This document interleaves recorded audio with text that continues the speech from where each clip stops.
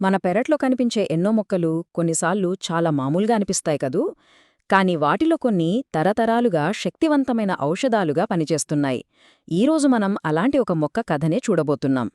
చూడ్డానికి చాలా సాధారణంగా ఉండే ఒక ఆకు, కాని దాని వెనక ఉన్న సైంటిఫిక్ రహస్యాలు ఇప్పుడు ఒక్కొక్కటిగా బయటపడుతున్నాయి. సైన్స్ పరంగా దీని పేరు వెర్నోనియా అమిగ్డాలినా, కాని మనందరికీ తెలిసిన పేరు చేదు ఆకు. ఆ పేరులోనే దాని అసలు గుణం దాగి ఉంది.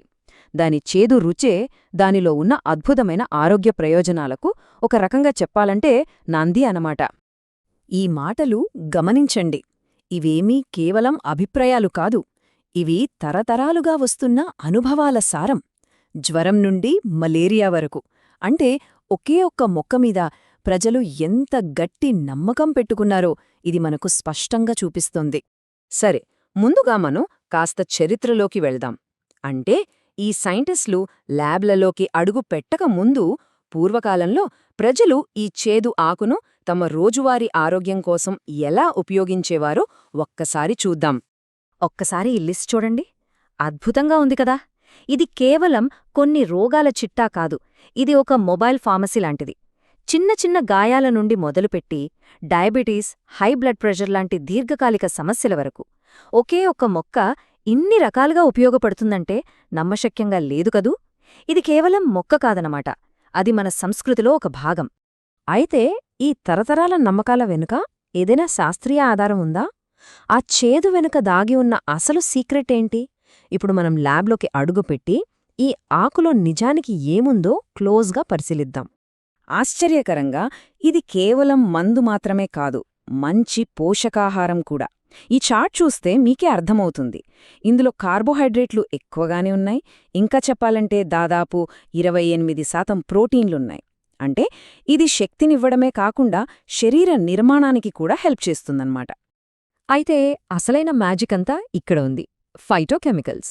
వీటిని సింపుల్గా చెప్పాలంటే మొక్కల యొక్క రక్షణ సైన్యం అని పిలవచ్చు. ఈ ఫ్లావనాయిడ్లు, ఆల్కలాయిడ్లు లాంటి చిన్న చిన్న సైనికులే మన శరీరంలోకి వెళ్లి రోగాలతో ఫైట్ చేయడానికి సహాయపడతాయి. అవును, ఈ ఆకు ఇంత చేదుగా ఉండటానికి కారణం కూడా ఇవే.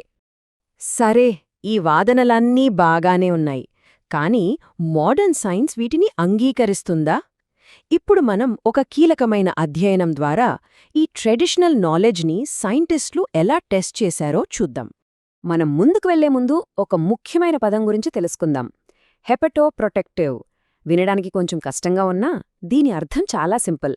కాలేయాన్ని, అంటే లివర్ని రక్షించే శక్తి.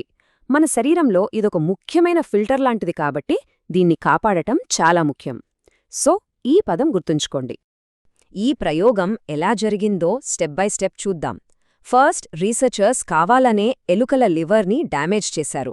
సెకండ్ స్టెప్లో ఆ డ్యామేజ్ని సరిచేయడానికి వాటికి చేదు ఆకు రసాన్ని ఇచ్చారు. ఇక ఫైనల్గా థర్డ్ స్టెప్లో అసలు ఏం జరిగిందో తెలుసుకోడానికి రిజల్ట్స్ని అనలైజ్ చేశారు.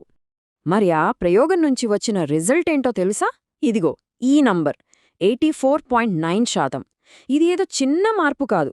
చేదు ఆకు రసం లివర్కి జరిగిన డ్యామేజ్ని దాదాపు 85% వరకు రివర్స్ చేయగలిగింది. ఇది నిజంగా అద్భుతం. దీనికసలు కారణమేంటి? చేదు ఆకులో ఉండే యాంటీఆక్సిడెంట్స్. అవి లివర్ సెల్స్కి ఒక ప్రొటెక్టివ్ షీల్డ్లా పనిచేసి డ్యామేజ్ని అడ్డుకున్నాయి. ఇక్కడే మన సాంప్రదాయ నమ్మకం ల్యాబ్లో ప్రూవ్ అయింది. శరీరం లోపల ఇంత మేలు చేసే ఈ మొక్క మన బయటి అందానికి కూడా ఏమైనా ఉపయోగపడుతుందా?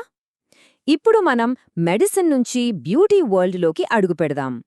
స్కిన్ని టైట్ చేసే టోనర్ దగ్గర్నుంచి హెయిర్ గ్రోత్ని పెంచే బూస్టర్ వరకు మొటిమలను తగ్గించడం, ఏజింగ్ మార్క్స్ని కంట్రోల్ చేయడం, ఇలా చాలా రకాలుగా దీన్ని బ్యూటీ ప్రొడక్ట్స్లో వాడుతున్నారు. అంటే లోపల ఆరోగ్యాన్నిచ్చే గుణాలే బయట అందాన్ని కూడా పెంచుతున్నాయన్నమాట. మనం పెరట్లో ఉండే తోటనుంచి మొదలుపెట్టి ఒక మోడర్న్ ల్యాబొరేటరీ వరకు ఒక అద్భుతమైన ప్రయాణం చేశాం. ఈ ప్రయాణం మనకు అసలు ఏం నేర్పిందో ఒక్కసారి వెనక్కి తిరిగి చూసుకుందాం. ఫైనల్గా చేదు ఆకు కథ మనకు చెప్పేది ఒక్కటే: మన పూర్వీకుల జ్ఞానం ఒక కంపాస్ లాంటిది అయితే, మోడ్రన్ సైన్స్ దాన్ని ధృవీకరించే ల్యాబ్ లాంటిది. ఈ రెండింటి కలయికలోనే మన ఆరోగ్యకరమైన భవిష్యత్తు దాగి ఉంది. ఈ విశ్లేషణను ఒక ఆలోచింపజేసే ప్రశ్నతో ముగిద్దాం.